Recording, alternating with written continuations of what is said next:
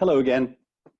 Today we wanted to share some more information about CERC's new charity of choice, Talent Beyond Boundaries, or TBB, and the humanitarian role it plays in helping skilled refugees from many of the world's war-torn regions to relocate and rebuild their lives in safe countries. This afternoon, I'm joined by Bruce Cohen. He's the co-founder of TBB, Dana Wagner, the Canadian director of TBB, and we're very fortunate to have Mr. Nabil Mati. Nabil is a talented chef who was hired while in displacement by Paramount Fine Foods. He is from Syria and due to the war was living as a refugee in Lebanon and then Iraq. He interviewed with the Paramount team remotely, blew them away, and with a job offer as a kitchen manager was able to successfully apply as a skilled worker through the Ontario Provincial Nominee Program. He and his family arrived in July of 2019. And so Nabil, I'd ask you if you would to share your story about how you came here and how you and your family have adopted to the new life in Canada. Welcome. Hi everyone, my name is Nabil Mati. I'm a Syrian and I work as a kitchen manager. I used to have my own restaurant in Syria, but because the war, I forced to move to Lebanon, searching for safer life and to settle down with my family.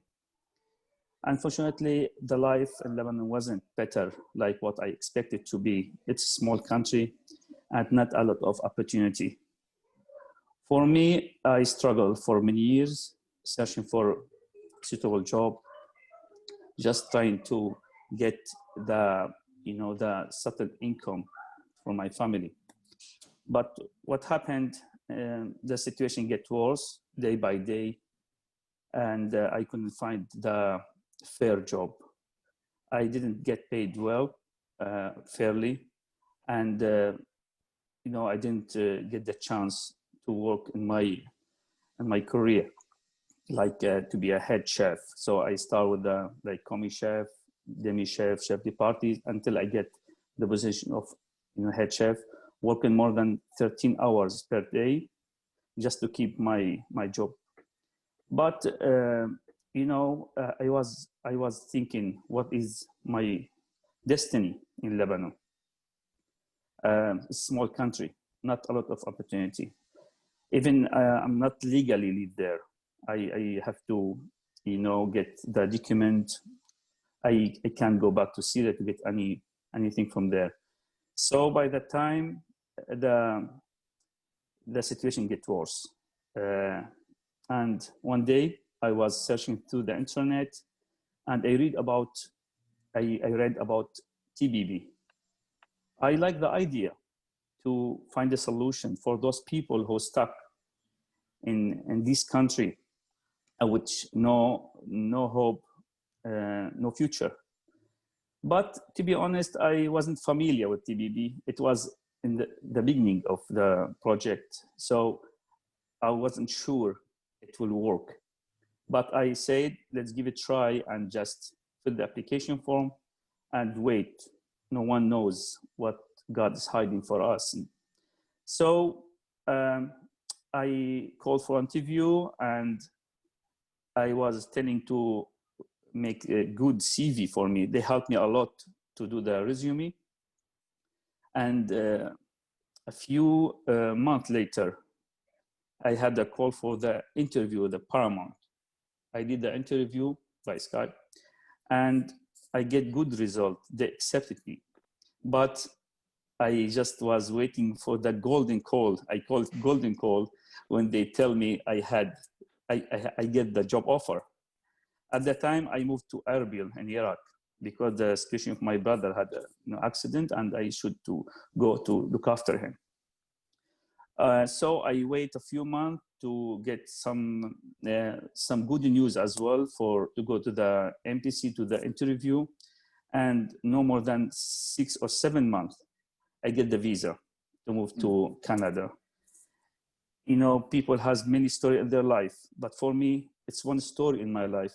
This is the best opportunity for me to start a new life. I can call it like reborn. Me and my family moved in July 2019. Straight away, no need to look for any job. The job was waiting for me. It was ready for me. And it's in my field as a kitchen manager. So I work in Paramount in very friendly environment. People was so supported. So I really enjoy it. I just find myself. I just find the peaceful life in front of me. So until March, when the pandemic get place there, so I forced to stop because the restaurant was nearly shut down. I didn't give up. I think I can find other chance somewhere else. So I moved to city of Windsor and I applied for many restaurants. I accepted, I get offer from Italian restaurant. And I'm still working until now. And you know, everything in our life as a family, as a Syrian family, come from really place with the war take place everywhere. We are really happy. And I'm thinking about a lot of family I left behind. I know a lot of Syrian family, they're stuck in Lebanon and they are waiting for a chance like what I get. And I hope TBB will grow up and get successful everywhere. And I hope for those family to get the chance to come to Canada or to Australia or whatever, just to start a new life. And I'd like to thank you. First, I thank Canada, TBB, everyone helped my family. And I'm really wishing and praying for TBB to get more success. Thank you. You're a remarkable man, Nabil, and thank you for sharing part of your story. I'm sure there's a lot more to your story and the journey and your children and your family. Yes, Bruce. it was really you know, like you turn our life. We are sitting in Erbil and hoping something will happen to change our life. When I discuss the situation with my wife and my kids, they said to me, it's like a dream, you know, to just, you know, start a new life. And we came to Canada in July, and now we've been here like more than 1 year and 2 months. My kids, they go to school, they start speak English, they enjoy it, and me too. I just feel like you know, I belong to Canada. Lovely. How old are your children, Nabil? 9 and 12. Oh, lovely, lovely. So glad to hear that they're doing well here. So glad to hear. Bruce, how did you come to start TBB? What's the global, what's the scope of the global problem, and what was the impetus to that got you behind TBB? In the summer of 2014, when the Syrian refugee crisis was already occurring, my wife and I went to a UNICEF fundraiser where the speaker, the actress Téa Leoni, who has had a lot of experience with refugees and in refugee situations, observed that she had just gotten back from Jordan from a big refugee camp there. And what struck her as different about the Syrian refugee crisis is how many skilled people she had met at that refugee camp, how a lawyer had grabbed her at one point and said, "You don't understand. I was a successful lawyer in Damascus. I could take care of my family. My children had as many iPads as your children. And now we're in a refugee camp relying on assistance." My wife and I are both lawyers. We probably identified, thought they're from, but for the grace of God, go we. And Mary Louise, who is a problem solver, said, if what Téa said was right, and there are many skilled refugees, surely they could move on economic pathways, economic visas to more secure futures. Out of desperate refugee situations into secure futures, out of places where they don't have work rights to places where they can work legally. We talked about it, and I said to her, that is such an obvious solution. Surely other people are doing this. But we went and did our due diligence and found no one was working on this as a supplemental solution for refugees to supplement humanitarian resettlement. So when you get to know my wife, you'll understand the truth of this. She said, then we'll do it. If no one else is doing it, we'll do it. And that's how Talent Beyond Boundaries got started. We started by reaching out to the refugee communities in Lebanon and Jordan and assembling a digital online database of people's backgrounds, work experience, language abilities, which has now grown to over 20,000 skilled refugees. And it includes chefs, carpenters, tradespeople, healthcare workers, IT professionals, engineers, you name it. We then reached out and identified employers willing to hire refugees to fill skill gaps they could not otherwise fill, and went and started working in Canada and Australia, where the governments were open to economic pathways for refugees. And that's how we began. The situation for displaced people and refugees, I think the estimates now are more than 75 million displaced people in the world, more than 26 million refugees in the world. Less than 1% are resettled each year. Mm. So the UN Refugee Agency, UNHCR, was looking for additional solutions, was looking for ways to augment those numbers. Refugee labor mobility is a solution that can help many, many refugee families, because there are many, many skilled refugees just like Nabil who only need an opportunity to take care of themselves. Mm-hmm. Mm-hmm. And I think you may recall being in Toronto, Bruce, a year or so ago. Yes. You were in our offices here. Yes. You and your wife. So yes. It was a pleasure to meet you both there in person and to hear how the organization has grown. What we're doing now is we have gone from proof of concept where people like Nabil took a chance on us, people like Paramount Fine Foods took a chance, and have proven this concept that skilled refugees and their families can work and move to better situations through economic visas. The Canadian government has a pilot program, the Economic Mobility Pathways Project, that has proven this concept, so that a number of families have already moved to Canada, a number of families have already moved to Australia. The proof now is we're moving to scale. The Canadian government, the Minister of Immigration of the Canadian government, has committed to helping move 500 refugee families on economic visas within the next 2 years. Yeah. The Australian government is working with us to move an additional 100 families within the next 2 years on economic pathways. So this is an opportunity to open this up, and what we're doing now is moving to look for partners. CERC has been a fantastic partner and a great supporter.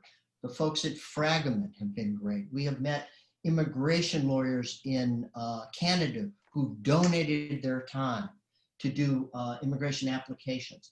But we're also looking for other NGOs to become interested in this solution and involved in this space. So we're working with an organization called Refuge Point that has operations in Africa and is working in Kenya. And we have job matches for skilled refugees in Kenya now to move to Nova Scotia. Dana will tell you about a project we're working on with UNHCR to scope the skills of Venezuelan refugees, mm-hmm. to see whether they can take advantage of economic mobility. So we're now at the point where scale is what is important. every family matters. What we're trying to do is what Nabil said, make this accessible to more families for more solutions. Yes. We had the Global Forum for Migration and Development conference earlier this year, when we were allowed to travel, of course, down in Ecuador. And Gary Sleeman was there, and he brought down from Atlantic Canada one of the nursing homes that gave a great presentation on how they have brought people in through the program. So Dana, maybe on that point, I could ask you to explain a little bit more about how TBB works here in the Canadian context, and some of the success to date. And as you, the one thing that I think is important for people to understand is how people coming in through the economic pathway program differ from refugees that come in under the humanitarian pathway.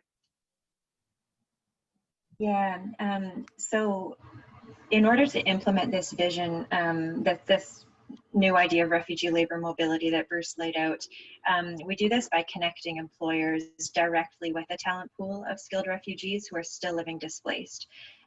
So we're working directly with refugee communities in Jordan and Lebanon, where we started up, and with employers in Canada, Australia, and more recently in the United Kingdom as well.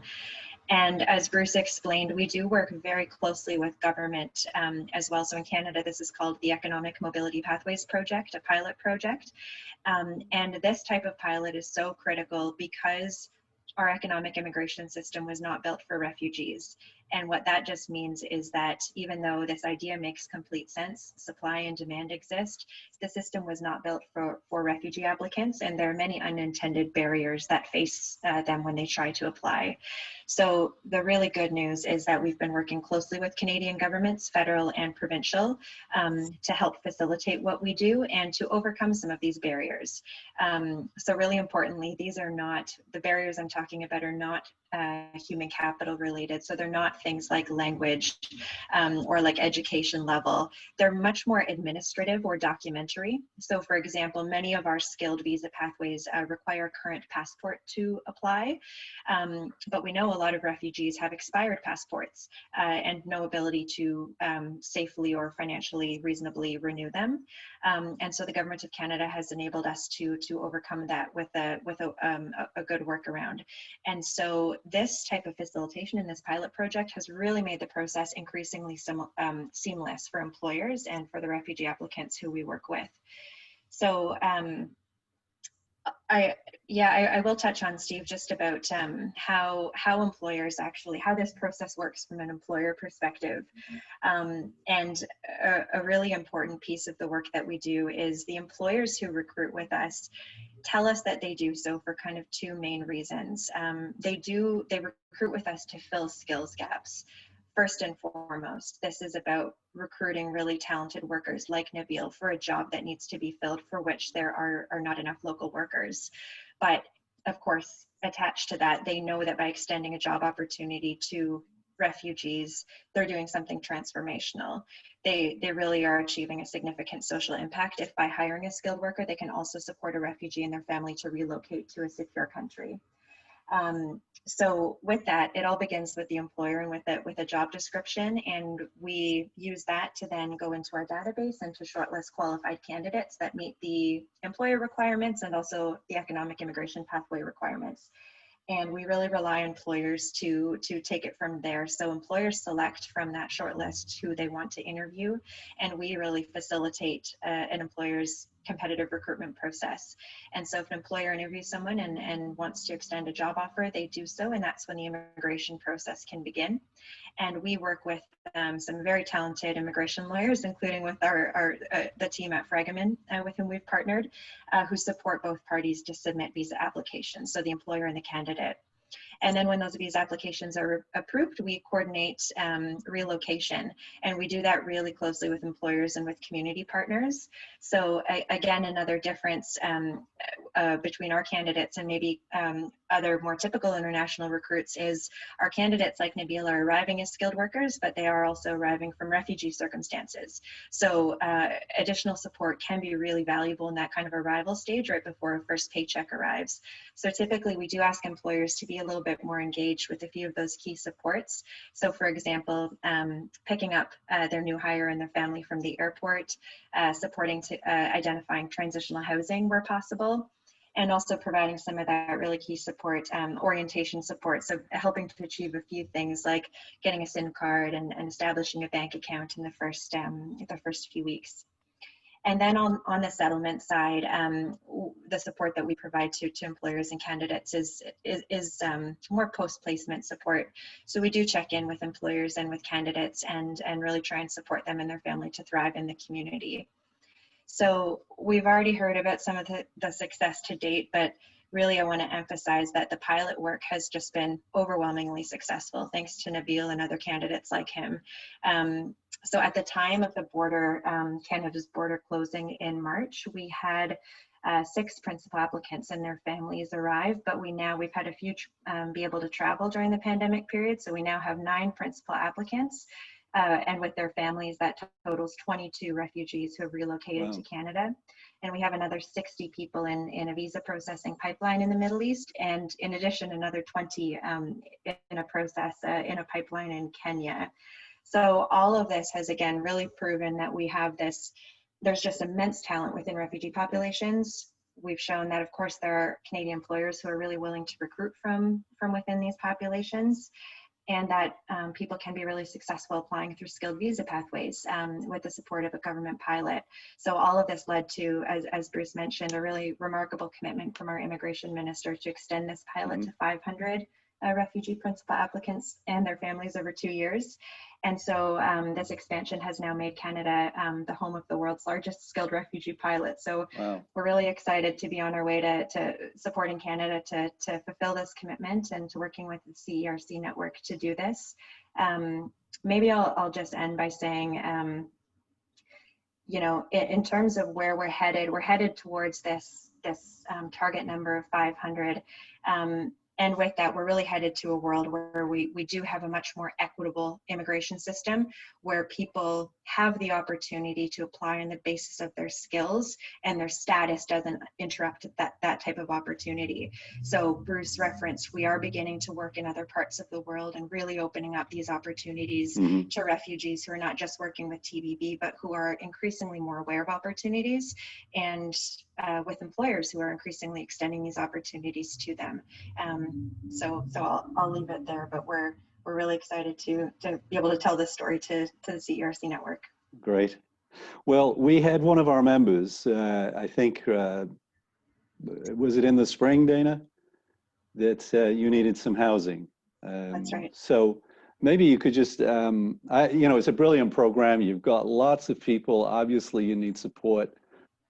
We've, with the support of our board and our Global Awareness Committee, CERC is committed to assisting TBB in Canada with your program. So what can we be doing specifically? What are some of the things that we can be doing? I know we had a fun run and walk on the weekend. We raised some money in support of TBB. And we'll continue to do that. But what are some of the other things that we can be doing to assist? Because it's just such an excellent program, and you know, we've got a talent shortage in Canada.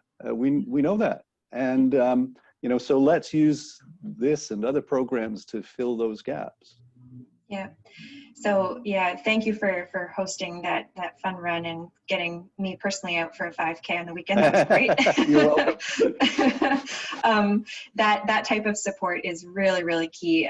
It's, you know, it's said too often, but it's still very sincere that any support really does go a long way. We're a very lean global team, and so that type of financial support, and I know CERC has some fundraising activities coming up, so we really appreciate that, and that's fantastic. In addition, in order to get to this target of 500 refugee principal applicants, that means working with employers and recruiting for 500 jobs. And so I know the CERC network includes employers that are, really span different sectors that have a lot of in-demand jobs. And so hire with us. That's a fantastic way to support this mission, is to again extend to include the global refugee talent pool within your sourcing strategy.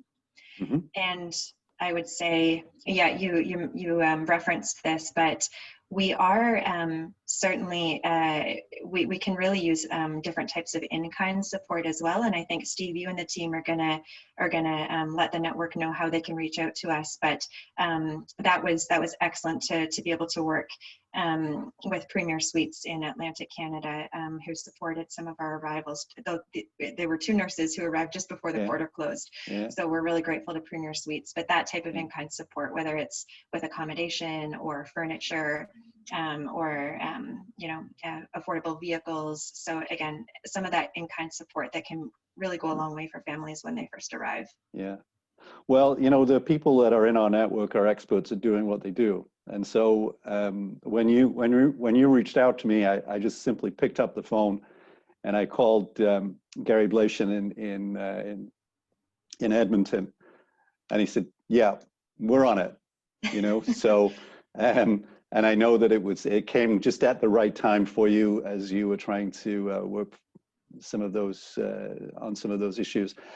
Well, look, we're very much behind TBB, and we'll do everything that we can to help support you. I know that we'll continue the conversation. I want to thank you for being with us this afternoon. I greatly appreciate your time. And Nabil, I can't do anything but wish you and your family the very best in your new life here. I know that you're going to do well, and that you and your family and your children will make a remarkable contribution to the community in Windsor. You'll have to send us the name of the restaurant so that if we'll give a plug out for that for any of our folks down in the Windsor area, and I hope that we'll get to see you once again. So Bruce, Dana, thanks very much. We'll stay in touch. I know we've got a lot of work ahead of us, but I commend you, Bruce, for getting this program up and running, and Dana for leading the charge here in Canada. Thank you. Bye-bye. Thank you. Thank you. Thank you. What if we could help millions of refugees and displaced people simply by recognizing their skills? Growing up in a refugee camp, I knew I was surrounded by skilled and capable people who wanted to use their skills to support themselves and live a life of dignity. Unfortunately, many displaced people don't have the right to work locally, and the systems that govern global recruitment and travel for work are near impossible for refugees to access. Talent Beyond Boundaries is the first organisation dedicated to bridging the gaps in the system. We help skilled refugees connect with global employers, harnessing the concept of labour mobility to forge a complementary pathway out of displacement. I'm part of a team of experts working to make this happen. It's like someone in deep wall and you throw rope for him. By my work, I can help Canada to improve. I will not worry about my son's future anymore. In terms of impact, we've only just scratched the surface. Labour mobility could be a solution for more than 1 million people over the next decade. Let's create a world where refugees and other displaced people can leverage their own professional skills to secure their own futures.